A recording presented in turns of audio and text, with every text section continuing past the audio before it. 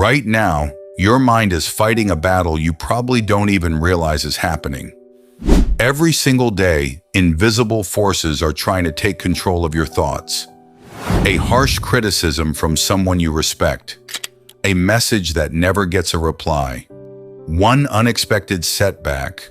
One uncertain future. Most people believe these moments are what break them. They spend their lives trying to control the world around them, hoping that if life becomes easier, they'll finally feel stronger. But history has quietly proven the exact opposite. The strongest minds in the world were never built in peaceful places. They were built in places where almost everything worth holding on to had already been taken away. In 1972, a man named Albert Woodfox was locked inside a concrete cell at Louisiana State Penitentiary.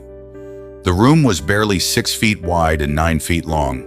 4 gray walls, a steel toilet, a thin concrete bed, 23 hours a day, every day, with almost no human contact, no conversations, no freedom, no certainty that he would ever walk outside again. Psychologists have spent decades studying the effects of prolonged solitary confinement because it does something terrifying to the human mind. After enough time, people begin losing their sense of reality. Some hear voices, some suffer panic attacks, some slowly forget who they are. The guards believed Albert would eventually become one of them. They waited for him to break. They waited for him to lose hope. They waited for his mind to collapse. They waited for 43 years.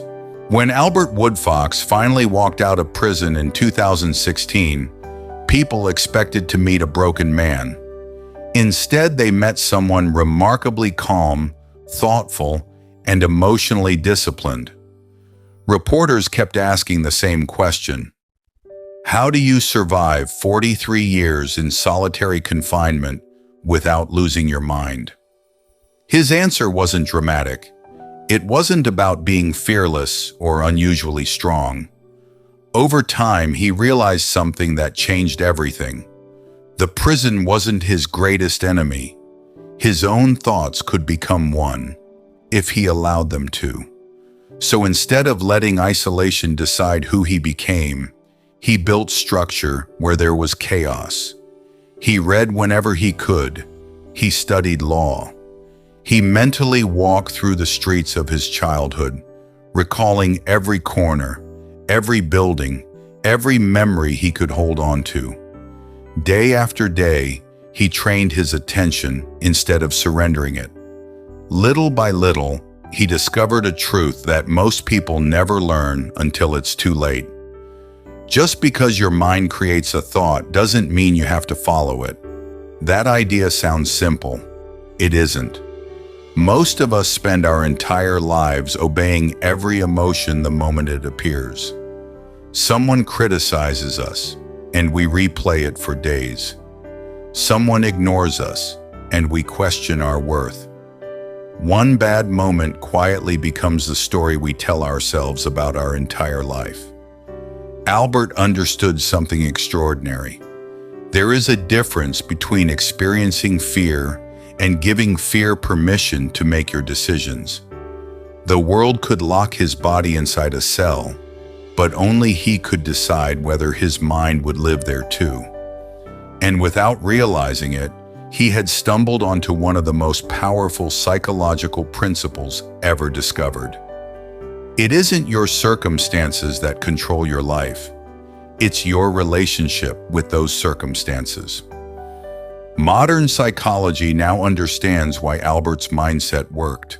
The human brain is designed to react long before it learns to think. The moment something threatens your identity, your future, or your sense of belonging, your mind immediately begins writing stories. A delayed reply becomes rejection. One mistake becomes proof that you're not good enough. A single setback becomes evidence that your future is falling apart. The event lasts a few seconds. The story can last for years. That's the real prison most people live in. Not walls, not circumstances, but a mind that keeps believing every thought it produces. Albert discovered something extraordinary inside that tiny concrete cell. Thoughts are visitors, not commanders. Fear can knock on the door of your mind, but it doesn't have to decide what happens next. The moment you stop treating every emotion like an order, you begin taking back control of your life. Marcus Aurelius understood the same truth nearly 2,000 years earlier. While ruling an empire surrounded by war, betrayal, and uncertainty, he wrote a simple reminder to himself: you have power over your mind, not outside events. Most people read those words as motivation. They aren't. They're instruction. You cannot control who leaves, who criticizes you, or what tomorrow brings. But you can always control the meaning you give those moments. That is where emotionally strong people quietly separate themselves from everyone else. They don't spend their lives trying to control the storm. They build a mind that refuses to be controlled by it. They don't have fewer fears. They simply stop allowing fear to make their decisions. When you look around today, the contrast is almost unbelievable. A man survived 43 years inside one of the harshest forms of isolation ever recorded without letting it destroy who he was. Yet many of us hand over our peace because of one negative comment, one unanswered message, or one stranger's opinion on the internet. The difference isn't intelligence. It isn't talent. It's training. Emotionally strong people understand that attention is the most valuable resource they own, and they refuse to waste it on things that cannot build their future. They become careful about which thoughts deserve their energy, which battles deserve their time, and whose opinions deserve a place inside their mind. So the next time life feels like it's closing in on you, don't ask, "How do I stop feeling this?" Ask a better question: what deserves my attention right now? That single question can change the direction of your entire life. Because emotional strength is never built in one dramatic moment. It's built in hundreds of quiet decisions that nobody else sees. One pause instead of one reaction. One deep breath instead of one impulsive choice. One difficult day where you refuse to surrender your mind to chaos. Eventually, those quiet decisions become habits. Those habits become character.